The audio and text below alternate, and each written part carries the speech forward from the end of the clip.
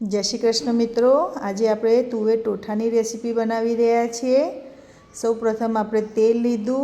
तेल आई जाए एटले एमां हींग अने हळदर उमेरीशुं अने सूका मसाला उमेर्या छे मैं, जेमां लाल मरचां, तमालपत्र, लविंग अने एलचा मोटा लीधा छे। त्यारबाद मैं एमां आदू लसण मरचांनी पेस्ट लीधी छे। आमां आपणे लसण थोडुं चढ़ियातुं लेवानुं छे मित्रों, जेथी टोठामां स्वाद एवो सारो एवो आवे। पछी मैं 3 टामेटानी ग्रेवी करी ए मैं उमेरी। ए बधुं आपणे सारी रीते हलावी दईशुं मित्रों।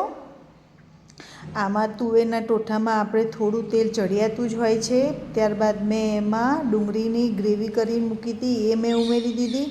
આ બધું આપણે સારી રીતે હલાવીશું। થોડું મીઠું ઉમેરીશું જેથી ગ્રેવી સારી રીતે ચડી જાય। પછી આપણે ઢાંકણું ઢાંકી ઘડીક થવા દઈશું। ત્યારબાદ એને આપણે ચેક કરતું રહેવાનું વચ્ચે વચ્ચે, જેથી આપણી ગ્રેવી ચોંટે નહીં। ત્યારબાદ મેં એમાં બધા મસાલા કર્યા। એમાં મરચું, ધાણા જીરું, ગરમ મસાલો બધું ઉમેર્યું છે મેં। તીખું તો તમે તમારા સ્વાદ અકોર્ડિંગ કરી શકો છો મિત્રો। અમને આ મારા ઓર્ડરના હતા, એમને થોડું સ્પાઇસી બનાવવાનું કીધું હતું, એટલા માટે મેં સ્પાઇસી બનાવ્યા છે મિત્રો। અને તમને જો પણ મારા નવા વિડીયો જોવા હોય અને ગમતા હોય તો મને મારી ચેનલને લાઇક, શેર એન્ડ સબસ્ક્રાઈબ જરૂરથી કરજો મિત્રો। અને બેલ આઇકન જરૂરથી દબાવો, તેથી મારા નવા વિડીયો તમે જોઈ શકો।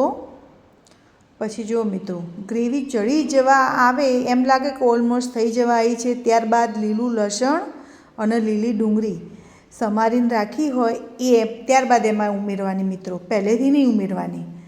પછી જો આ બધું આપણે સારી રીતે હલાવીશું મિત્રો। અને આ મારો ટોઠાનો વિડીયો તમને કેવો લાગ્યો કમેન્ટમાં જરૂરથી લખજો મિત્રો। આ રીતે તમે એકવાર ટોઠા બનાવશો તો તમારા બહારના ટોઠા પણ તમે ભૂલી જશો। જો હવે આપણી ગ્રેવી થઈ ગઈ છે। ત્યારબાદ આપણે તુવેરો જે બાફીને મૂકી હતી એ આપણે ઉમેરી દઈશું અને બધું સારી એવી રીતે આપણે મિક્સ કરી લઈશું। ટોઠા શિયાળામાં ખાવાની બહુ જ મજા આવે છે। હવે મેં શરૂઆતમાં મીઠું નાખ્યું હતું, હવે આપણે થોડું બીજું મીઠું નાખ્યું અને આપણે 2 ગ્લાસ મેં પાણી નાખ્યું। પછી મને થોડું ઓછું લાગ્યું પાણી, તો મેં પાછું ફરી 1 ગ્લાસ મિત્રો પાણી ઉમેરીશું આપણે, કારણ કે હજી થોડું ખતખતશે એટલે ટોઠા થોડા જાડા થઈ જશે મિત્રો, એટલા માટે।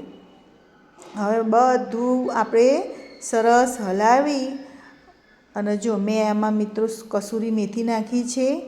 કસૂરી મેથી આપણે સબ્જી થઈ જવા આવે ત્યારે જ નાખ્યું, એટલે એની સ્મેલ સારી એવી આવે, સ્વાદ સરસ આવે છે કસૂરી મેથી ઉમેરવાથી। હવે આપણી સબ્જી તૈયાર છે। હવે આપણે આમાં લીલા ધાણા ઉમેરીશું। જય શ્રી કૃષ્ણ।